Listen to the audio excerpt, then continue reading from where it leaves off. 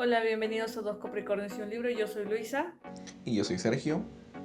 Y en no es episodio, No, pero es igual un videito. sí, un video sobre nuestra primera presentación en el auditorio del Departamento de Humanidades. Sí, se trató de un evento al que fuimos invitados por la carrera de literatura hispánica de la Pontificia Universidad Católica del Perú, ¿no? Y ocurrió el lunes 14 de abril y compartimos, de hecho la temática fue sobre el podcast como herramienta de investigación y difusión de las humanidades en el siglo XXI. De hecho, más que el tema, ese es el título, ¿no?, de ese evento. Y logramos compartir panel con la Biblioteca de Merlín, con una mala lectora y aquelarre lector. Y como mencionamos en el video anterior que finalmente sacamos con Merlín y con las hijas de Felipe, pues, y que ha tenido bastante repercusión, la verdad. Ya nos ha agarrado de sorpresa, pero bueno, ¿no? Y bueno, también la idea era intentar grabar un poco con las otras podcasters, ¿no? Entonces eso también está en el tintero. Pero bueno, hemos logrado rescatar el video completo gracias a quién, Luisa. Gracias a Julia Castillo por grabar toda la presentación. Y aquí, sin más preámbulos, les mostramos el video. Luisa Gómez y sí somos parte del podcast Dos Capricornios y un Libro. Y bueno, primero que nada quisiéramos empezar agradeciendo justamente el espacio que nos dan a la directora de carrera, María Gracia Ríos, a mi compañera que nos contactó, Adriana, ¿no?, por brindarnos ese espacio y por pensar en nosotros para el tema de difusión de humanidades a través del podcast, ¿no? Y bueno, quizás quisiéramos empezar justamente por el inicio, ¿no? Con nosotros empezamos ya hace un tiempito, ¿no? Y yo también tenía esta idea de crear un espacio, una plataforma digital, ¿no?, en la que pueda difundir lo que yo había aprendido en la carrera, porque yo estudié literatura, ¿no? Y luego tenía amistad con Luisa, ¿no? Y en una de esas conversaciones que, fue por Zoom incluso, porque fue durante la pandemia, fue de ella, de hecho, que surgió la idea me dijo, oye Sergio, estoy pensando hacer como que un podcast de literatura. Y yo, obviamente, ¿no? Porque yo, como digo, yo ya tenía también planeado hacerlo. Entonces me pareció genial porque siempre con Luisa teníamos esta afinidad, congenialidad, ¿no? Porque ella también, ella estudió lingüística, es egresada de lingüística, pero también había llevado cursos de literatura. De hecho, nos conocimos en uno de esos cursos comunes de literatura, ¿no? Y bueno, el proyecto empezó así, el proyecto empezó también intentando un poco comunicar lo que habíamos aprendido, ese, digamos, bagaje académico, pero tratarlo de hacer en un formato justamente más accesible, ¿no? Porque las redes finalmente es un poco más eso, ¿no? O sea, no se espera, creo yo, como que una clase de universidad, ¿no? Quizás. Y eso es un poco lo que también hemos estado balanceando, ¿no? Ese es también un tema que a nosotros, por ejemplo, nos parece un tanto complicado, ¿no? Ya nos comentarán cuál es la experiencia de nuestros compañeros y compañeras, ¿no? Y por ejemplo, la producción de los episodios también un poco como comentaban las hijas de Felipe, ¿no? Nuestra idea es, claro, tampoco hacer como un paper, ¿no? Pero sí intentamos solo leer el libro, la obra en particular, sino también poder consultar bibliografía secundaria, ¿no? Para también poder enriquecer el conversatorio pero claro, eso toma su tiempo, ¿no? Por eso es que nosotros planteamos dividir siempre en temporadas. ¿Por qué? Porque tenemos que darnos tiempo para poder consultar todas las bibliografías que queremos, ¿no? Y casi me siento como si estuviera haciendo a veces también la tesis, ¿no? Porque cuando estaba haciendo mi tesis me acuerdo que quería consultar toda la bibliografía posible, pero ya mi asesora también me decía, pero ya tienes que soltar en algún momento, ¿no? Si no, nunca vas a soltarlo, ¿no? Y un poquito así, ¿no? Y bueno, la verdad, ya cuando se dio el primer paso, ¿no? Fue ya casi un aprendizaje también por nuestra parte, ¿no? Porque, o sea, si bien la carrera nos dio las herramientas quizás de investigación, de consultar fuentes y todo, ya la parte quizás más técnica, fue parte de nosotros, ¿no? ¿Podría interrumpir un poquito, pero nos podríais presentar para el resto del auditorio un poquito de qué va el podcast? Ah, ya, claro, sí. Vale. No. Creo que es importante cada uno de ustedes que nos presenten. Entonces, Humanos Comercio. Claro, sí. Bueno, como decía, somos Los Capricornios un Libro, es un podcast de literatura. Ya nos estamos enfocando principalmente en la difusión de literatura latinoamericana y peruana, ¿no? La literatura de esta región, digamos. Y sí, nuestra idea es justamente, como he ido quizás mencionando, esbozando, ¿no? Intentar acercar un poco el tema o estas conversaciones académicas a un público, pues quizás un poco más amplio, ¿no? Hacerlo precisamente más accesible. Sí, y bueno, ¿no? Y como digo, como estaba diciendo, o sea, en la vorágine de que ya se da el primer paso, ya uno tiene que, pues, ir aprendiendo por el camino, ¿no? Por ejemplo, edición en Premiere, en Canva, las imágenes, ¿no? En CapCut, Audacity, todos esos. Y bueno, y también, como decían las hijas de Felipe, ¿no? Felizmente hemos conseguido gente que nos está apoyando, ¿no? Por eso yo siempre, bueno, ahorita en realidad ya somos 4 en el proyecto, ¿no? Y dicho sea de paso, también son egresados de la carrera, a lo mejor María Gracia los conoce, son Stephanie Flores y Edwin Figueroa, ¿no? Entonces ellos nos están apoyando con, pues hay cositas los diseños de piezas gráficas y también con la página web que se está desarrollando. Entonces me parece genial, ¿no? Y siempre les digo, bueno, si tienen interés, pues también la plataforma está para ustedes, ¿no? Pero ellos sí son un poco más reservados, entonces, pero bueno, que tampoco quiero dejar de mencionarlos, ¿no? Y sí, o sea, también un poco el tema de... Pero bueno, me cortan nomás, porque yo me voy. Bueno, decía también, claro, con el auge de la digitalización, quizás era también inminente, ¿no? Esa migración. Y pues lo que nos hemos encontrado fue justamente eso, ¿no? Lo que ya pude un poco mencionar, ese balance entre dar la información que a Luisa y a mí nos parece ultra valiosa y súper interesante, pero quizás a la gente no tanto. Entonces, ¿cómo presentarlo? ¿No? Esa es la cuestión. Y ahí también lo que, bueno, personalmente me pude dar cuenta, y bueno, ya tú me dirás, ¿no?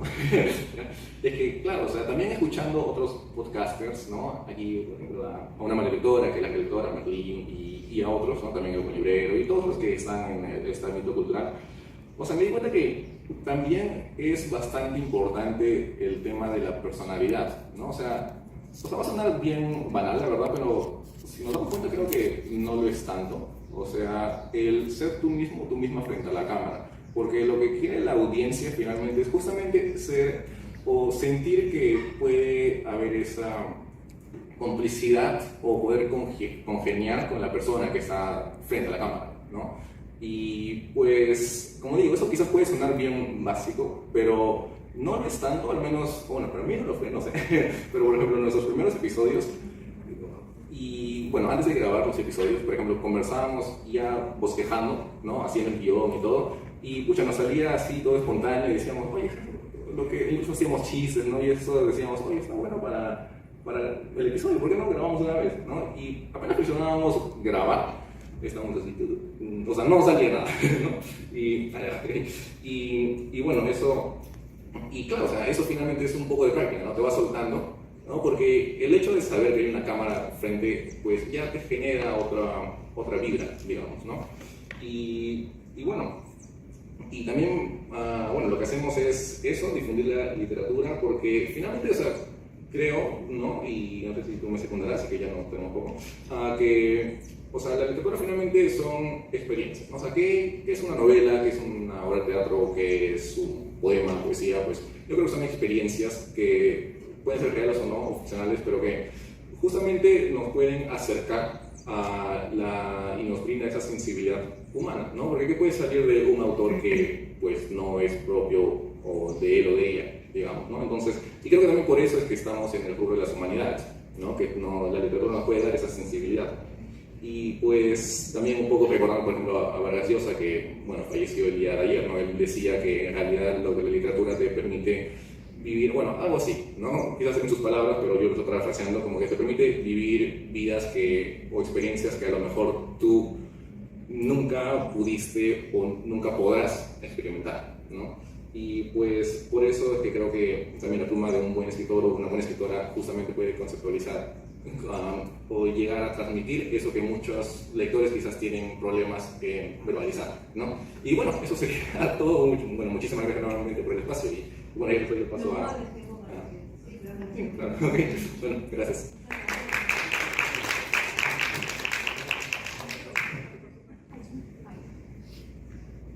Probando, sí, se me escucha. Hola a todos, ¿qué tal? Yo soy Fer, mi podcast se llama Una mala lectora y quizás para presentárselos un poco, yo lo defino quizás como un diario muy personal, ¿no? Mi proyecto es muy personal, yo lo grabo en pijama, en mi cuarto, tomando Coca-Cola, desmaquillada, ¿verdad? Es como escribir un diario o mandarlo un WhatsApp quizás a una amiga. Y quizás retomando un poco el cómo nació el proyecto, ya que usted lo comentaba, yo soy una chica treintona, así que cuando estaba en el internet había blogs, ¿no? Cuando mi papá se muere en el 2012, caigo en el video de la depresión y todavía era una chica muy optimista, entonces dije voy a buscar una pasión que me saque de la cama, voy a empezar un blog literario. Y en esa época los blogs literarios estaban muy de moda, era la época de los Juegos del Hambre, quizás algunos lo recuerdan. Me pareció bacán, me pareció súper divertido, había una comunidad chévere. Sin embargo, los blogs murieron como mi papá. Entonces tuve que migrar a Instagram, no era lo que estaba de moda Instagram. Sin embargo, a mí Instagram siento que es muy limitante, ¿no? En Instagram es muy popular, los memes, por ejemplo, ¿no? El sí soy. Hay un meme monstruo de, veo tantos memes de sí soy que ya no sé quién soy. Y entre paréntesis es soy ese, ¿no? Es una inception. Y es un contenido que me parece monstruo, pero no estaba acorde a lo que yo quería explorar con los libros, ¿no? Y aparte yo he leído desde toda mi vida, desde muy chiquita, entonces vinculo mucho los libros a mi experiencia, no de vida. Recuerdo el libro que leía cuando me gustaba tal chico, cuando me mudé de ciudad, cuando empecé a estudiar. Entonces quería explorar un poco, repensar los libros quizás como vínculos humanos, ¿no? Ir por ese lado también. Y yo quería realmente sentarme a hablar mucho, ¿no? Y es algo que Instagram con sus textos chiquitos y con las imágenes y con los videos no te permite. Entonces pensé en YouTube, pero YouTube requiere de pues un set y de arreglarte un poco quizás, de meter edición y de que el audio, son muchas más variantes que escapan de mi nulo saber tecnológico. Yo edito mis audios en un programa terrible del 2000 creo. Y también justo les mencionaba esto porque deben haber muchos estudiantes acá. Y creo que el podcast es una herramienta muestra para poder difundir lo que les gusta, porque es muy accesible. Necesitan un micro, un lugar sin bulla, quizás un baño, quizás edredones, quizás toallas, pero es algo muy accesible y que además te permite luego editar, pensar, lo muevo, lo cambio, los cambio de lugar, los audios, no sé. Yo, por ejemplo, publico episodios cada 2 semanas también, y de hecho cuando decidí postear episodios cada 2 semanas sentí un poco el bichito de pucha, realmente ahorita estamos con el celular y estamos bombardeados de contenidos todo el tiempo, y está TikTok, y está Twitter, y hay mil tendencias, y el contenido es un poco a veces efímero, ¿no? Es algo que también justo ustedes mencionaban de cómo uno postea un episodio y lo que estuvo trabajando 2 semanas investigando y leyendo y moviendo un poco el orden, estructurando el tema, lo posteo, digo, ay, qué chévere, me tomo un café y un comentario de ya lo escuché, me encantó, lindo. Es como estuve trabajando tanto tiempo para este episodio y realmente solo 1 hora y se fue al internet y está ahí flotando y se siente un poco, no sé, es un poco como intangible todo esto, ¿no? De cómo mandamos cosas y contenidos en internet. Pero sí, ¿no? Eso creo que es como una introducción de lo que hago. Y también algo que también que mencionaron ustedes que resonó mucho conmigo es que yo empecé este podcast porque no encontraba algo que quisiera escuchar, ¿no? Entonces decía, pucha, todo lo que hablan de libros siento que está como muy estructurado de una forma que no me convence, me gustaría hacer otra cosa, me gustaría escuchar otra cosa, realmente, no nace de ahí. Entonces luego es como, bueno, quizás lo hago yo y veo qué onda. Y no es que, bueno, lo bueno de que es algo tan personal, como les mencioné, casi como un diario, es que puedo hablar de las cosas que me interesan a mí y lo tiro un poco al internet y digo, a ver si te gusta, chévere, capaz no te va a gustar, no importa, ¿no? Por ejemplo, he hablado de los chicos que me gustan en mi vida y los he relacionado a libros, o he hablado de astrología, he hablado de piratería hace poco, también hace poco regresé a Tacna, después de mucho tiempo, a la ciudad en la que nací, compañero tacneño. Y fue muy emotivo regresar a casa, y claro, también yo como lectora busco mucho qué hay de literatura sobre esto, ¿no? Entonces me gusta mucho el vincular estas cosas de mi vida con los libros, a partir de lo personal, como decías. Pero también un poco estas cosas que me atormentan de estar simplemente vivo actualmente, como les menciono, la tendencia de internet, esa tendencia de solo soy una chica, de cómo se menciona eso, las tradwives, de cómo eso vuelve a Lolita, de cómo erotizamos a las chicas, o sea, todas las cosas, siento, de la literatura se mezclan con el algoritmo, es como una amalgama abrumadora si realmente nos ponemos a conectar los puntos. Entonces me gusta conectar esos puntos y mandar este audio como un mensajito en una botella y al que lo lee chévere, ¿no? Algo así.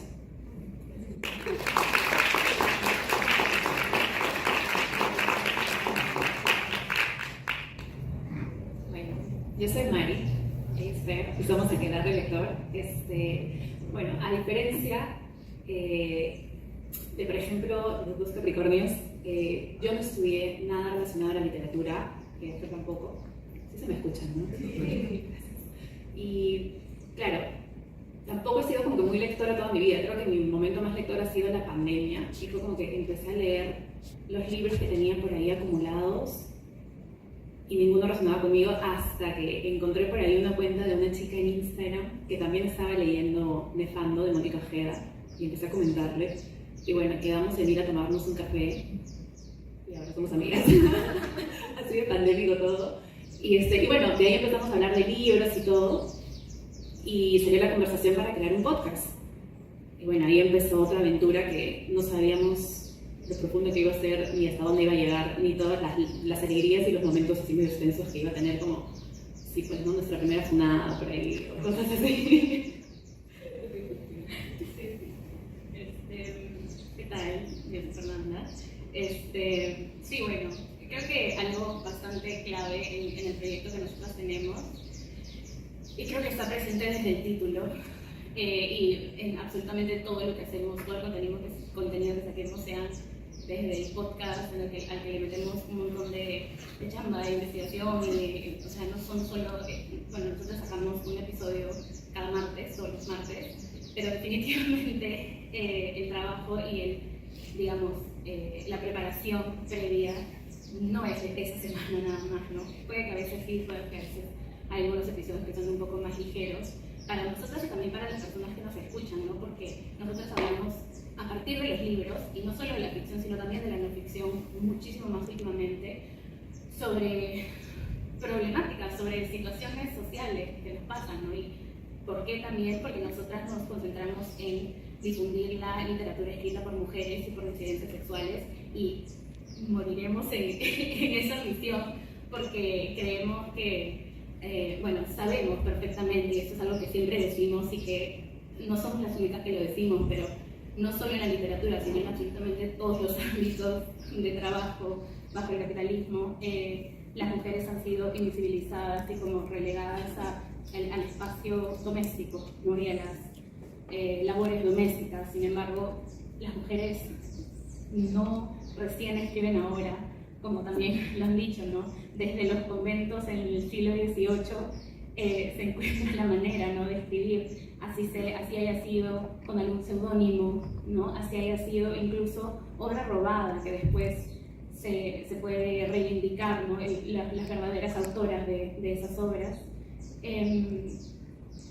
Eso es lo que hacemos, ¿no? Esa es como la misión principal, y creo que tener esa misión principal, que fue desde un principio, ¿no?, como les digo, que la tuvimos, es lo que hace que Aquelarre tenga una personalidad, un alma bastante clara, ¿no? O sea, no hay como dudas en cuanto a qué es lo que hacemos, de qué hablamos, ¿no? Porque claro, libros, pero tenemos un nicho en particular, y bueno, dentro de ese nicho de también autoras, nos gusta bastante concentrarnos en las autoras latinoamericanas, ¿no? Y bueno, a propósito de, ya que lo mencionaron, Vargas, el boom y todo esto, de cierta manera también darle más visibilidad a esas voces, como ya les dijimos, que han sido borradas, que han sido opacadas, ¿no? Entonces, eso es también un gran pilar, ¿no?, en lo que hacemos. Y estamos hablando sobre el podcast.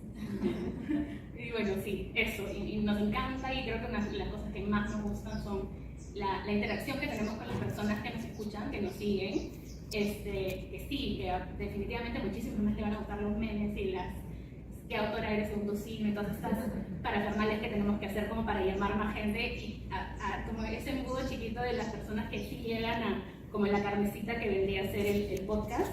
Pero bueno, ahí venimos haciéndolo y creo que no muchas veces nos damos como los props de, sí, lo están haciendo bien, pero creo que lo estamos haciendo bastante bien.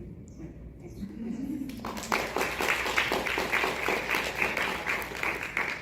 Muy buenas casi tardes, estoy en Berlín.